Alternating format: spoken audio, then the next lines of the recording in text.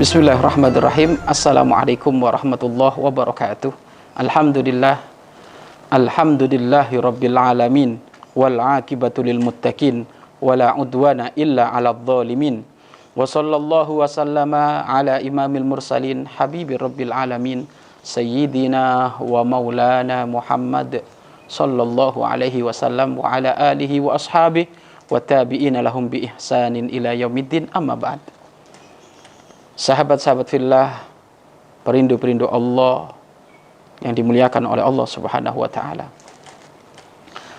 Bahaya membela anak yang berbuat salah.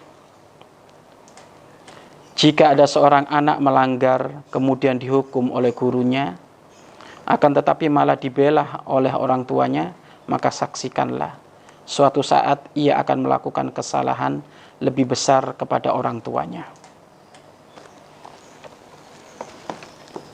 Bahaya membela orang yang berbuat salah. Kita harus tahu kapan kita harus membela dan kapan harus insyaf. Harus mengerti, menyadari itu adalah sebuah kesalahan. Terkhususnya berkenaan dengan pendidikan urusan anak. Banyak orang tua kecintaannya adalah kecintaan yang keterlanjuran di dalam mencintai. Sehingga menjadikan di saat anaknya ada kesalahan kemudian dihukum, malah membela, merasa tidak terima. Hal seperti itu adalah kesombongan yang membalut atas nama rahmat, kesombongan yang dibalut atas nama kasih sayang orang tua kepada anak. Maka ini adalah hal yang fatal di dalam urusan pendidikan.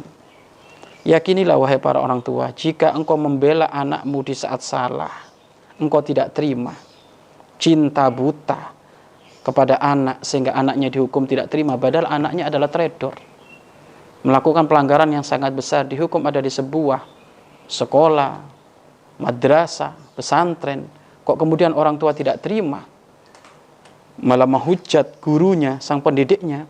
Wahai orang tua, sadarilah, sebentar lagi anakmu akan melakukan kesalahan yang sangat besar kepada dirimu. Mau nggak mau, karena yang sombong, yang angkuh, yang mengatasnamakan cinta sehingga membabi buta di dalam pembelaannya, maka nanti dia akan dikagetkan oleh Allah dengan satu kesalahan anaknya yang sangat besar kepada diri itu orang tua. Maka hendaknya kita harus tahu diri, kapan kita harus membela dan kapan kita insyaf. Kalau memang setelah kita ketemukan memang anak kita melakukan pelanggaran, sudah serahkan kepada urusan itu kepada sekolah, kepada madrasah, kepada pesantren. Karena ketahuilah, di dalam urusan sekolah tidak akan ada pendoliman di dalam urusan anak. Tidak akan ada pendoliman di dalam urusan anak didik. Karena semuanya adalah bercita-cita, semuanya anak didiknya adalah menjadi orang yang hebat.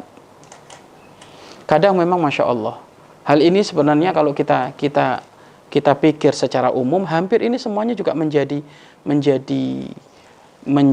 cinta, kasih sayang yang buta.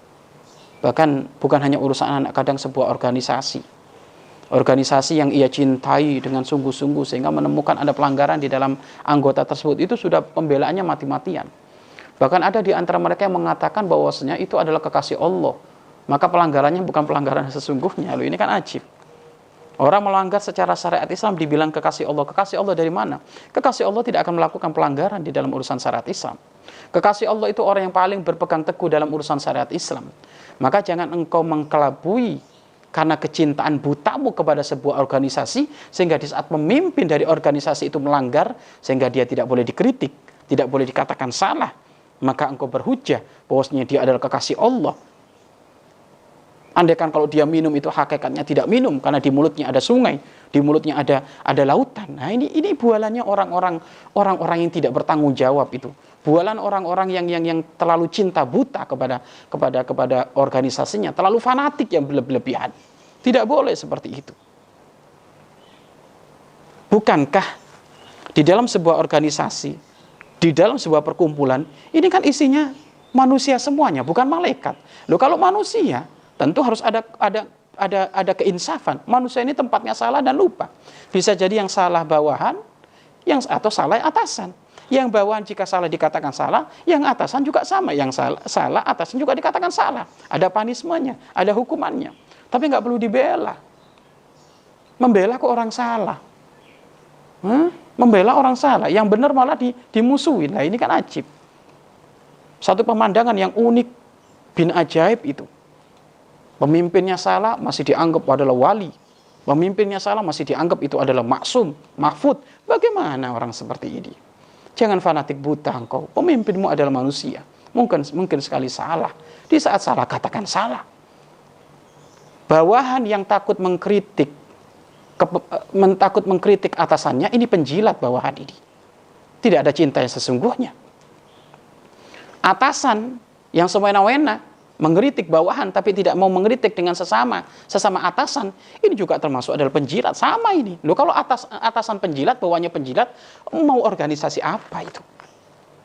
Hati-hati. Hati-hati. Maka ini lebih luas lagi. Kalau tadi urusan anak, ya wahai para orang tua, urusan anak, jangan terlalu membela urusan anak. Cintamu jangan terlalu fanatik kepada anakmu, sehingga engkau mengatakan anakmu adalah orang yang tidak mungkin salah. Dan kalau kita tengok-tengok gitu loh, kesalahan anak itu mula-mulanya itu sumbernya ya kesalahan orang tua. Karena anak itu adalah suri tauladannya orang tua.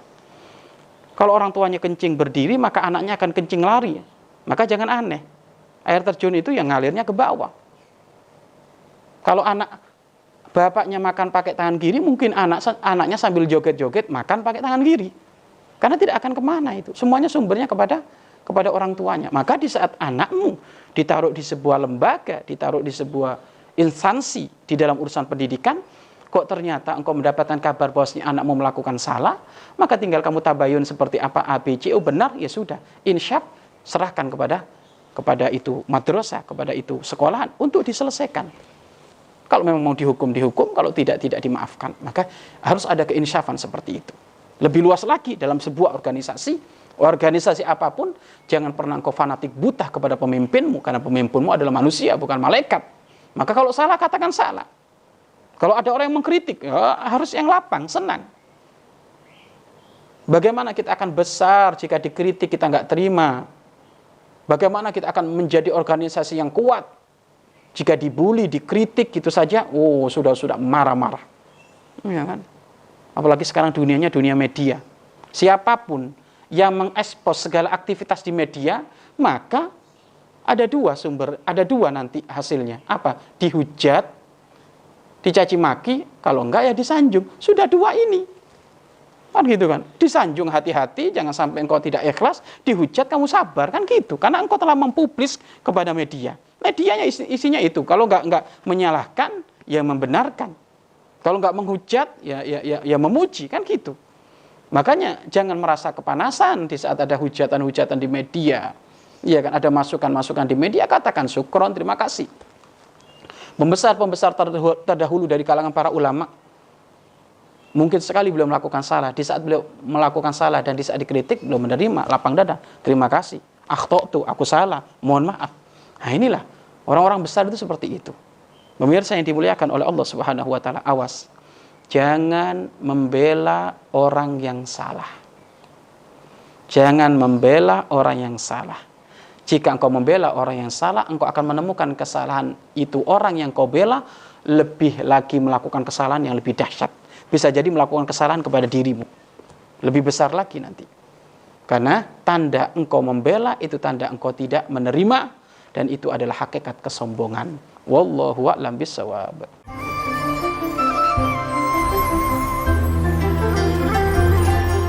Sahabat Al-Bahjah TV, setelah menyaksikan video ini, jangan lupa bersolawat kepada baginda Nabi Muhammad.